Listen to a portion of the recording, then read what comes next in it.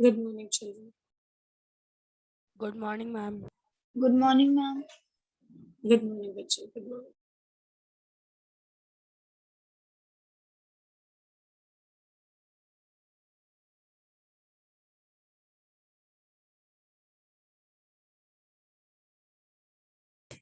We will be able to complete this chapter today. After this, I want to show you some slides of this chapter. So let me finish this, then I'll show you those slides. Fine. We had done till here, if you remember, renin. Okay. Renin helps in digestion of which proteins? Protein which are present in milk. Yes, very good. Milk proteins. Too good. Okay, we had done about these three types of cells. Mucous cells which secrete what? Mucus. Peptic cells secrete the proenzyme pepsinogen. I told you the meaning of pepsinogen yesterday. Tell me what is it? Deactivated pepsinogen. Yes, Peter. Very good. Then it becomes active because it gets what medium? Acidic medium. Yes, acidic medium. Let us start about the bile juice. Pancreatic juice we had already done yesterday. We'll start from here. Bile. The bile is released into the duodenum. And I was telling you yesterday it contains two bile pigments. What is the name of the bile pigments? Bilirubin and Biliverdin. yes, beta. But the special thing about bile is it does not contain any enzymes. Pancreatic juice they contain enzymes, but bile does not contain any enzymes. It contains cholesterol, salts, bile pigments, but it does not contain enzymes. What is its function? It helps in the emulsification of fats. That means it helps in breaking down of the fats into very small micelles. Did you do this with word micelle in soap? Soap when you must have done in class 10. Soap micelles. You remember micelle like structure, or maybe it was out of syllabus, so you did not do it. Micelle is small spherical droplets kind of a structure. So it is breaking down the complex food molecules of fat into small micelles. It also activates lipases. So what is the two function of bile? Number one, emulsification of fats. That means it breaks down the fats into small micelles, small particles, and it activates lipases. With a protein digestion had started in which organ? Stomach. Okay. And carbohydrate digestion started in? Buccal cavity. Very good. And fats have started digestion in? Small intestine. Very good. Please remember this. All of you, when whatever we eat, first of all, to be digested are the carbohydrates, that is starch. The digestion already starts where? Buccal cavity. Good. And what about proteins? Digestion starts where? Stomach. Stomach. Yes. And the last one, here, the digestion to be started is the fats. That is which in which place? Small Small. intestine. Small Small intestine. Okay. Now the wall of the intestine that is made up of epithelium, we call it as mucosal epithelium because it contains cells which secrete mucosa. So the membrane is mucosal epithelium. It has special cells which secrete mucus. If you see, the intestinal epithelium is called mucosal epithelium.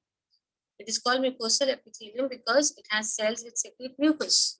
And those cells are called goblet cells. What are these cells called?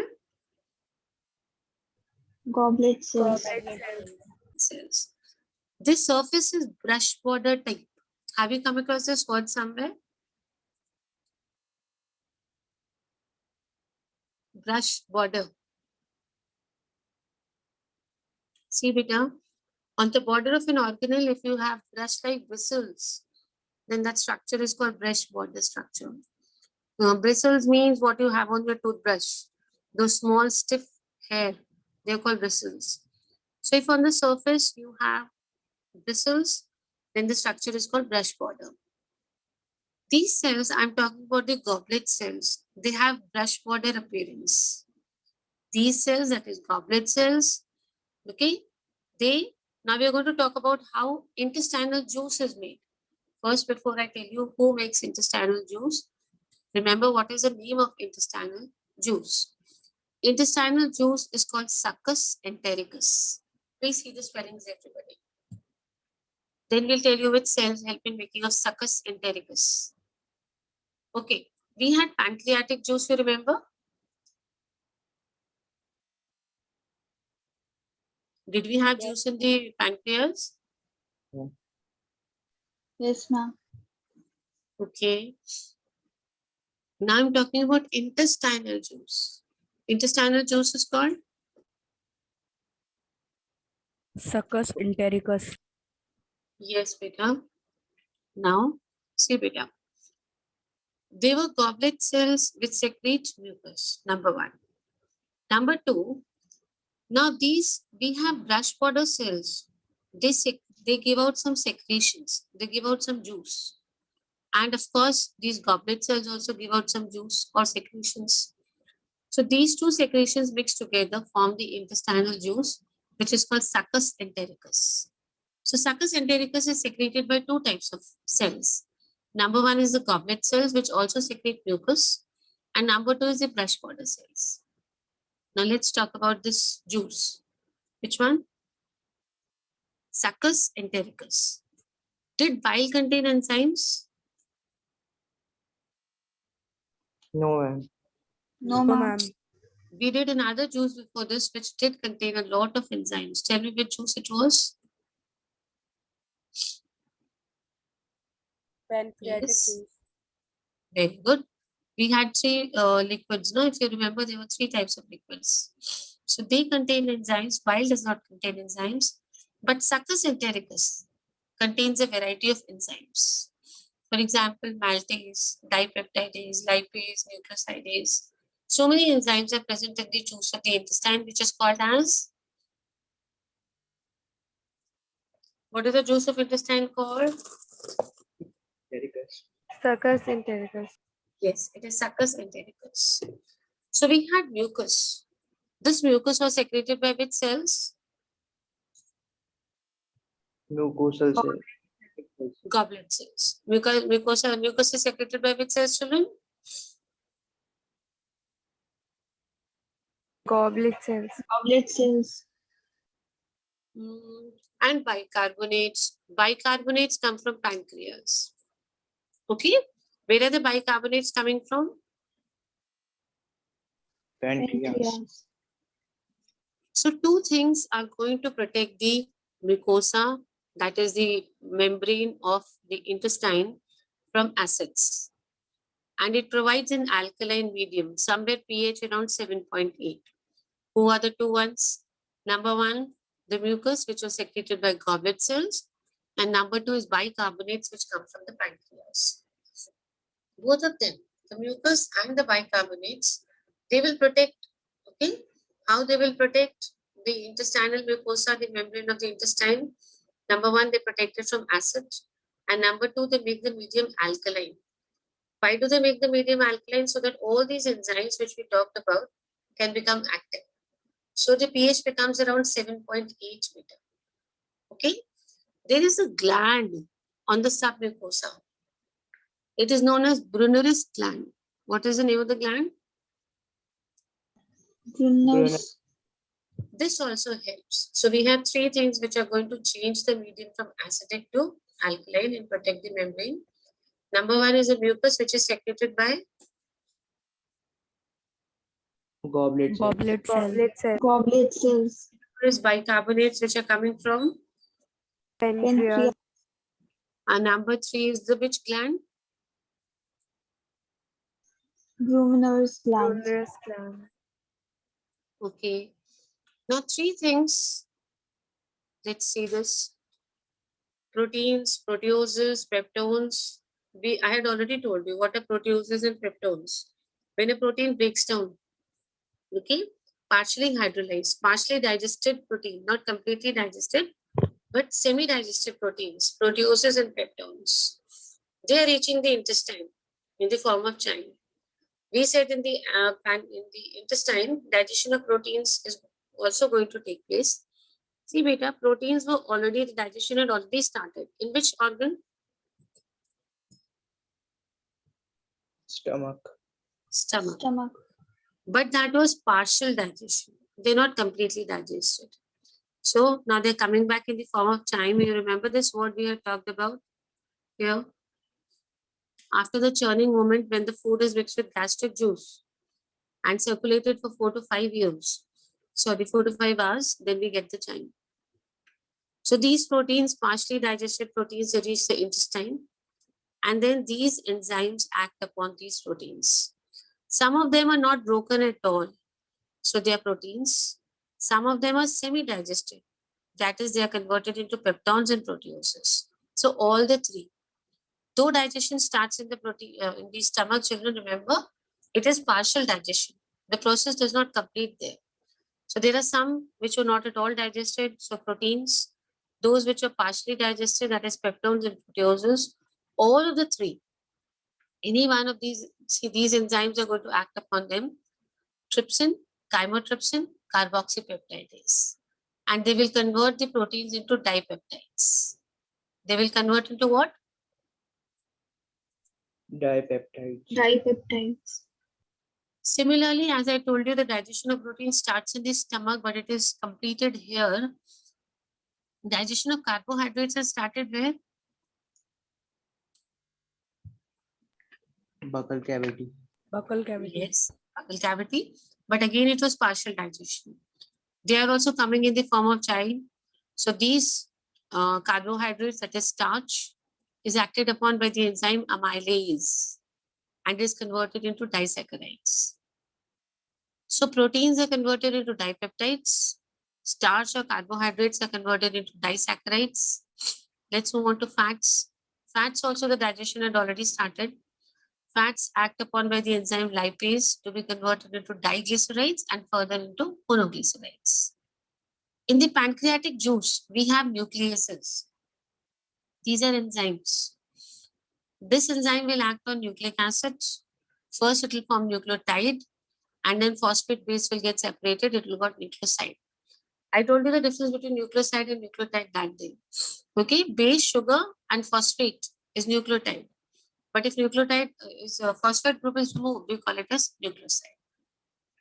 So these are the 4 reactions which are very important. Proteins converted into this, polysaccharides into this, fats, nucleic acids. Just go through the reaction once very quickly, all of them. Just the reactions first, not the name of the enzymes. Then we'll learn the name of the enzymes separately.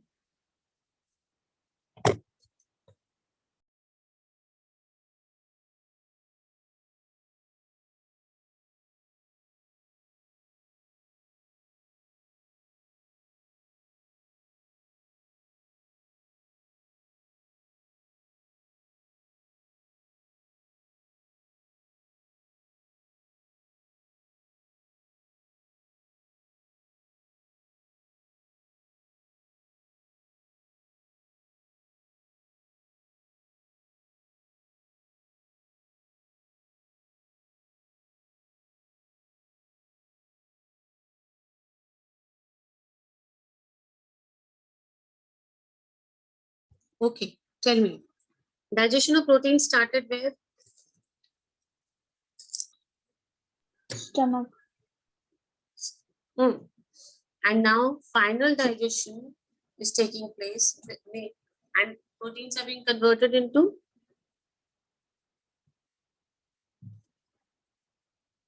speak out, bacha. Proteins are being converted into Dipeptides. Dipeptides. carbohydrates are converted into Disaccharides. yes, fats first into diglycerides and then into Monoglycerides. Monoglycerides. nucleic acids. Break down first into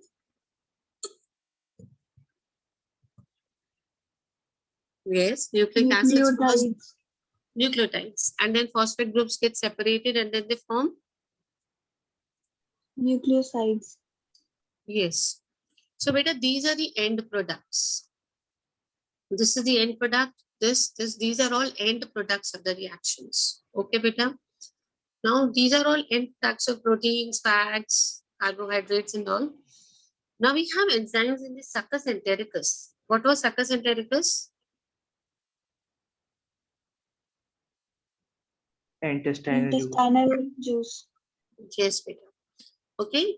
Now see, these enzymes which were present in the juice of the intestine, they act upon these end products and they form simple forms which can be easily digested. Okay. This is the final step of digestion now. If you see the final product here was what? What was the final product of the protein digestion? Dipeptides. Dipeptides. Okay. Now enzymes of which juice are going to act on this? Pancreatic juice. Basically, yes, enzymes of the intestinal juice. What was the name?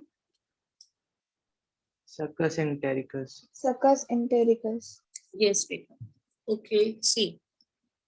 These are all enzymes of pancreatic juice, how they are working. We got the last products. On all these last products, no enzymes of succus entericus are going to act. The dipeptides will be worked upon by dipeptidases and you will get amino acids. Similarly, maltose will be acted by maltase to give you glucose, 2 molecules of glucose. Lactose by lactase, glucose and galactose, sucrose, sucrase, glucose and fructose. Nucleotides, we did this, nucleosides, nucleotidases, sugars and bases. These are all reactions. If di and monoglycerides, we got over here, you see, we got a monoglyceride here, we got a diglyceride here. So all these diglycerides and monoglycerides will be acted by lipases and converted into fatty acids and glycerol. So these are 2 steps, children. Try and understand what is happening over here. See beta. Once these things reach the intestine, pancreatic juice enzymes act upon them. These are all juices of pancreatic enzymes of pancreatic juice, and you get these end products. Now these end products, again, they will be acted upon by enzymes of, what was the name of the intestinal juice with their children? Succus entericus. Succus entericus. So these byproducts or last products will again be broken down. Like we were talking about this one. Let's do it sequence wise. Proteins are converted into dipeptides by this, and dipeptides are further converted into Amino acids. okay. This was the enzyme which came from pancreatic juice. And this is the enzyme which has come from Succus Succus entericus. entericus. succus entericus. Please remember this. Okay. Then we have disaccharides, monosaccharides. Let's see. All these disaccharides, monosaccharides will all be broken. Disaccharide, monosaccharide are these sugars, beta. Maltose, lactose, sucrose, they are all saccharide sugars. So they are all going to be broken down into simple ones. See, these are complex sugars, maltose, lactose, and sucrose. They will be broken down into simple sugars, glucose and fructose. These are di and tri sugars. They will be converted into simple sugars like glucose and galactose. Similarly here, di and monoglycerides. When did we get glycerides? In which case did we get glycerides? In the case of fats. Fats. Yes, fats. So all the fats that we had, diglycerides, monoglycerides, will be finally converted into fatty acids and glycerol. Now just tell me, what is the end product? Final product, smallest, simplest product after digestion of proteins. Dipeptides. Amino acid. Amino acid. Yes, it is amino acids. Very good. Proteins were first acted upon by enzyme of pancreas to give dipeptides, but dipeptides were further broken down into amino acids by enzymes of which juice? Succus entericus. Yes. Next, let's do this over here. All the sugars that you have, okay, all the sugars that we had will be again broken down. See these sugars, maltose, lactose, sucrose, all will be broken down into simple sugars, that is glucose and fructose. Similarly, these nucleic acids, the end product was what? nucleotides and nucleosides. Here, if you see the end product of nucleotide and nucleoside is which two things? Sugars and base. Sugars and bases. Then glycerides, di and monoglycerides that we had, all of them. Where we got glycerides, children? Remember? Fats. So over here, if you can see, the final product of digestion of fats is what? Fatty acid. And fatty. Cholesterol. Very good. The breakdown of biomacromolecules mentioned above occurs in the duodenum region of the small intestine. These were all biomacromolecules. Macro means big in size. So these big size molecules are breaking down in the small intestine. In which region? We had different regions, ileum, jejunum, duodenum and all. So all these reactions are going to take place in which part of the small intestine? Duodenum. Duodenum. But please remember, we had three parts. The breaking work is being done in the duodenum. And all these simple substances which were made will be absorbed by the other two parts, that is jejunum and ileum. We said small intestine, we had three parts. Duodenum, which were the other parts? Jejunum, ileum. Okay, the breaking down of big molecules takes place in which part? Duodenum. Okay, and the absorption, see, these were the macromolecules. These are the simple ones. So the absorption of these simple ones takes place by which part of the small intestine? Jejunum and ileum. Jejunum and ileum. However, after so many chemical reactions, there are certain substances which are not absorbed. Okay, they're not digested. They remain unabsorbed by the ileum and the jejunum region. So these two parts are not going to absorb them, ileum and jejunum. So these undigested parts will be passed on to the last organ, that is large intestine. No significant digestion process occurs in large intestine. Only what is happening is absorption of water, minerals and drugs takes place. Supposing there is something very important mineral which is being passed on to the excretory organ, the body needs it. So large intestine is like a filter. It's like a rag picker, we call it. What does a rag picker do? It selects anything which is useful in the waste that you throw away. So all the waste which has been thrown away, which was not absorbed by the small intestine, this one is going to filter it, large intestine, and find out if there's something which the body can use later.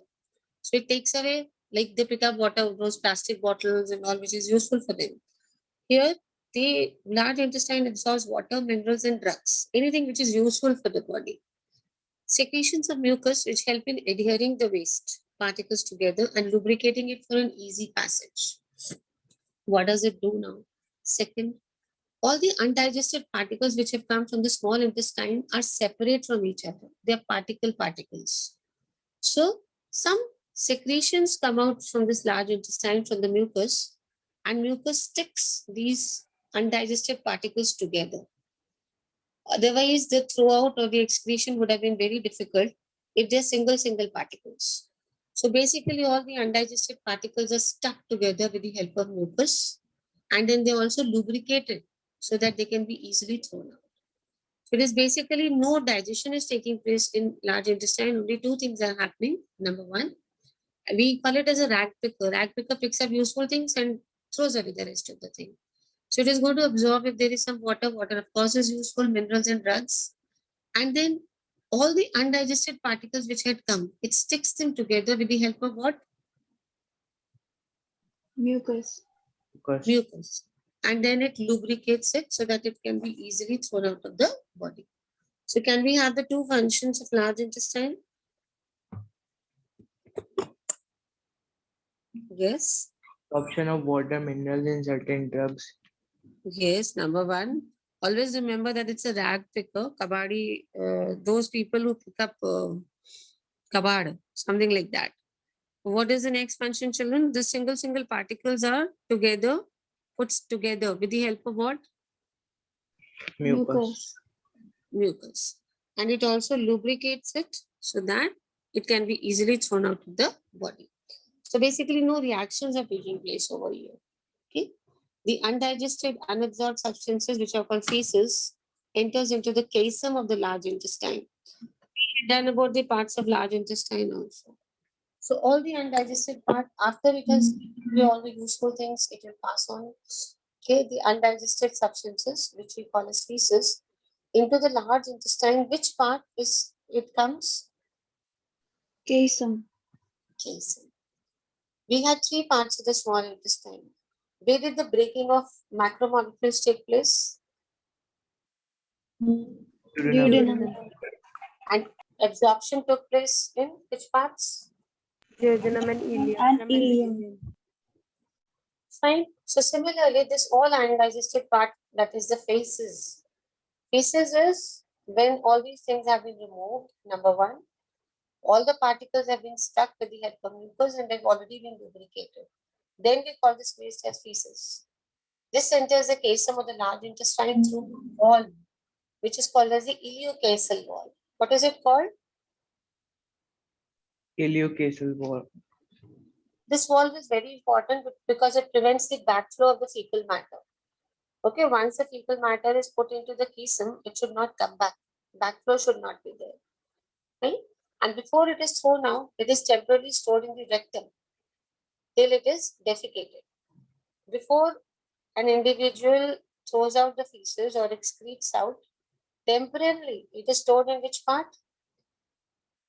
Rectum. Rectum. We had this very important ball. What is the name of the ball? Ileocaesar. Yes. What is its function? It prevents the backflow of fecal matter. Good. The activities of the gastrointestinal tract are within hormonal control. All these activities that we did, whether they were taking place in the stomach or in the intestine, they're all under the control of your nervous system, neural control and hormonal control. The sight, smell, or the presence of food in the oral cavity can stimulate the secretion of saliva. You know this. Sight of good food, smell of good food will obviously stimulate the secretion of saliva. Gastric and intestinal secretions are also stimulated by neural signals. We talked about secretions in the stomach, secretions in the intestine, succus entericus. We talked about juice in the stomach. They're all stimulated by which signals? Which signals? Neural signals. Neural signal. That means the entire thing is under the control of the nervous system. Whether it is a secretion of saliva, as soon as you see a good food, the sight, smell, good food, saliva is secreted. This is because of the instructions of the neural system. Similarly, all the secretions of the stomach and intestine are also controlled by the neural signals. However, we have muscular activity in the alimentary canal. This can, you remember peristaltic movements? Yes, ma'am. Yes, ma'am. Those movements are also controlled by the neural system only. Okay, see this. Let's do this. Hormonal control of the secretion of digestive juices is carried out by the local hormones produced by the gastric and intestinal mucosa. Two things control the entire system. Number one is the neural system. I told you, see, the entire process is under the control of neural and hormones. Neural, everything this neural is controlling. However, this secretion of digestive juices is controlled by hormones, certain hormones. And these hormones are produced by the mucosa, the membrane of the stomach and the intestine. So we had the entire process of digestion under the control of two things. One is your neural system and second is the hormones. Hormones that we are talking about are secreted by the membranes of the stomach and the intestine. Now your food is already absorbed, digested. Absorption is the process by which the end products of digestion pass through the intestinal mucosa. Now the food is already digested, it is in the intestine, small intestine, and from there it will be passed on into the blood or the lymph. This process is called as absorption. The digested food is being absorbed either by the blood or by the lymph. This process is called absorption beta. It can take place by many methods: passive transport, active transport, facilitated transport. I hope you remember the meaning of these three things. Passive, no energy needed; active, energy needed; and facilitated with the help of some additional, some other molecules help in this transport. So number one, remember, The digested food is going to be absorbed by either the blood or Lymph. Lymph. three methods could be possible: active transport, passive transport, or facilitated transport. Very small amount of monosaccharides like glucose, amino acids, some electrolytes like chloride ions are generally absorbed by simple diffusion. The very small particles like amino acids, glucose, ions, they simply pass from the intestine into the blood by diffusion because of the difference in the concentration.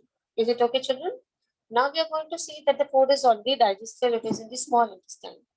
From there, the digested food will be absorbed either by the blood or the lymph. So the simple molecules like glucose, amino acids, ions, they simply move from the intestine into the blood by which method? Simple diffusion. What method will be used for the food to pass on from intestine to the blood depends upon the concentration gradient, the difference in the concentration. There are some substances like fructose and amino acids. Okay. Sometimes, like this fructose, let's talk about fructose. They are absorbed only with the help of ions like sodium. So if you're taking the help of some other particles, obviously this transport is called as this transport. Facilitated transport. Yes, beta. Small ions like fluoride, small particles like glucose, simply, so you can remember two things for each. Glucose and chloride ions will pass through diffusion. They do not need any help.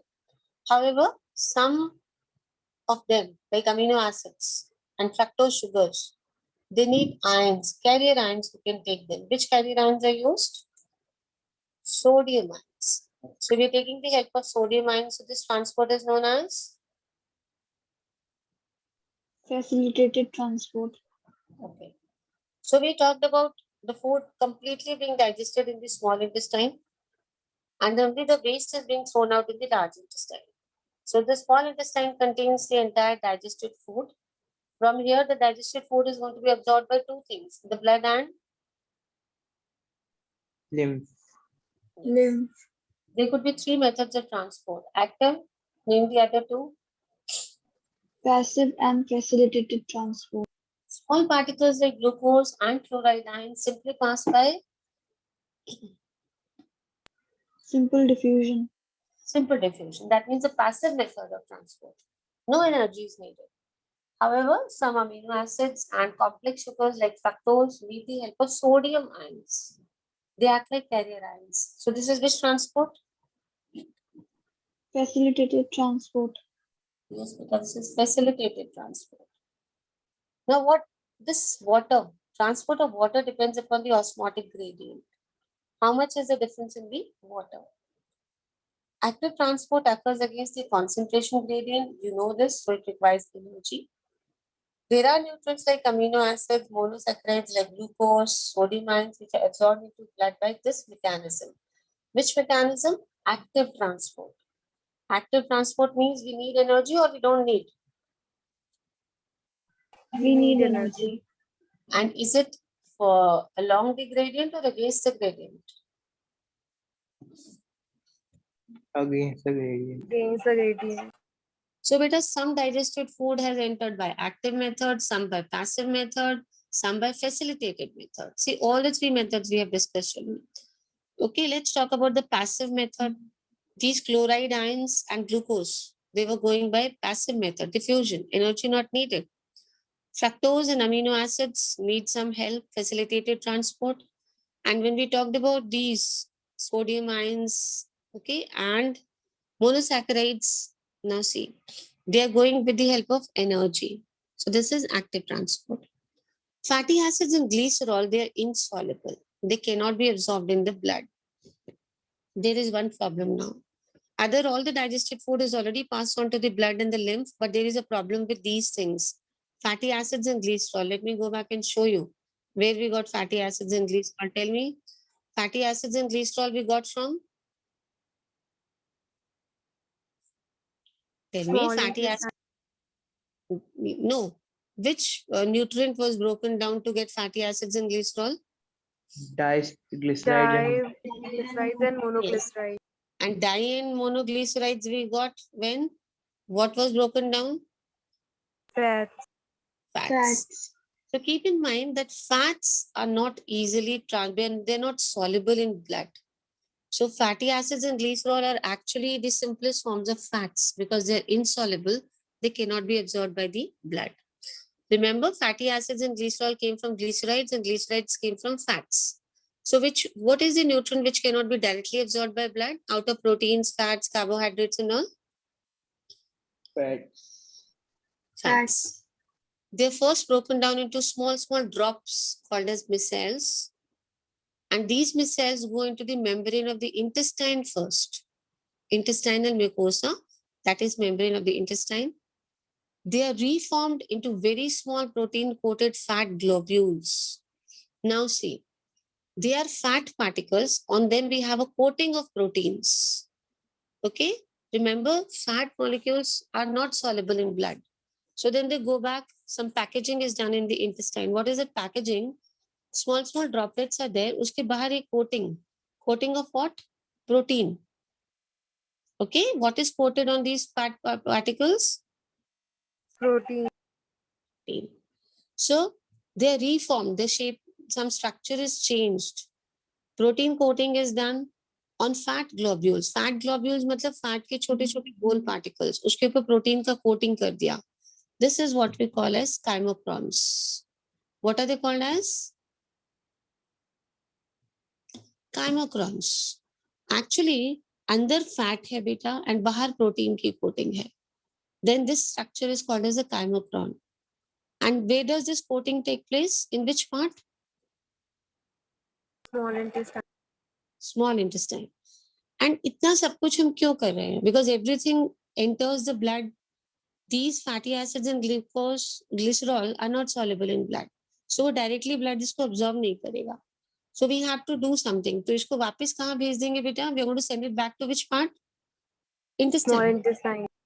Yes बेटा. The membrane of the intestine उसमें थोड़ा सा packing करेगा अच्छा सा, उसके बाहर एक protein coating कर देगा. So now this structure, like you eat a chocolate, उसके अंदर बीच में से कुछ निकलता है. So बीच में we have a fat and आसपास we have a coating of protein. Such kind of fat globules are called as chymochrons. They are transported into the lymph vessels in the villi. You remember? Lacteals, yellow, which I showed you. Lacteals, they carry lymph. They do not carry blood. Okay, what do lacteals carry? Lymph. Lymph. So they will not directly go into the blood. First, they'll go into lacteals. That means who's going to absorb them? Lymph is going to absorb them. And then these lacteals ultimately will put them into the bloodstream. So there are so many steps. Fats directly do not go into the blood. Chaliye, let's decide kya hoga. Fats are not directly digested in the blood. So first they'll be sent back to Small intestine. small intestine. There the membrane of the intestine will do a coating. Which kind of coating will be done on them? Protein. Chymochrons. Proteins. Protein. Very good. And after protein coating is done, they're called chymochrons. Chymochrons will be absorbed by lacteal. Okay, lacteals. And lacteals is what flows in the lacteals? Lymph vessels. Lymph. So they get dissolved in the lymph, and then lymph is going to transfer it to the bloodstream. So the most complicating process of absorption is for which nutrient? Fats. Fats. Fats. Baki sab kuch to, as soon as they reach the small intestine, they will be absorbed by the blood. Whether it is active transport or it is passive transport or it is